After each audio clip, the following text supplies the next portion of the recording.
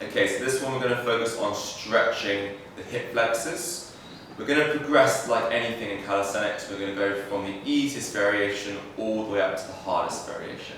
Okay, so the hip flexors get a stretch when we're putting the knee behind the hip and then we're pulling in the heel into the bum.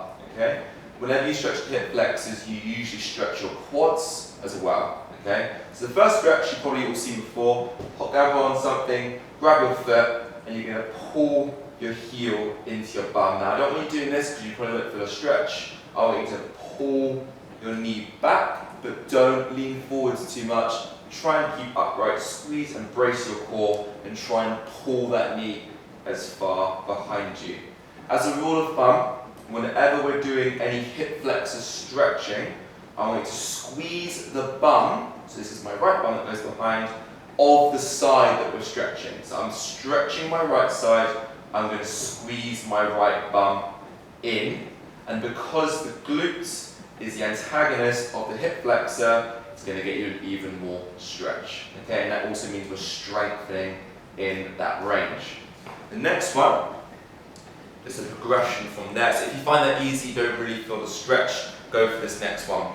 We're going to bring our knee to the wall and we're going to bring our foot up the wall. So notice how my foot is straight up the wall and my knee is here. Now we can progress this movement. If we bring the knee closer and closer to the wall, we can get more of a stretch, and so eventually we're here, we're squeezing the bum, and we can see if we can hold this. You might even be down here.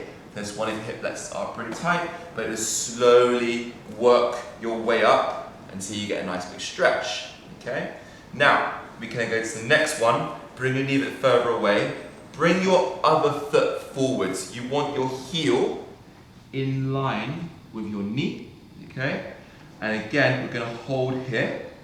I don't want you moving your knee back until you can get full extension, which basically means your chest is up, you're squeezing your back bum, you're holding here, okay? And we're going to hold this for a minute each side.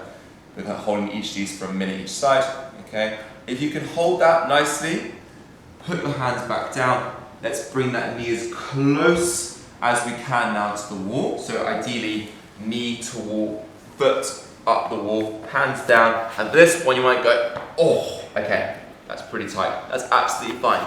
Let's hold it here. Don't let this knee cave in. Dry that out. You might even feel a stretch in your other hip as well. We're holding here.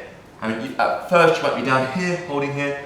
Let's slowly work up to the fingertips. Then grab something that you can slowly elevate up on.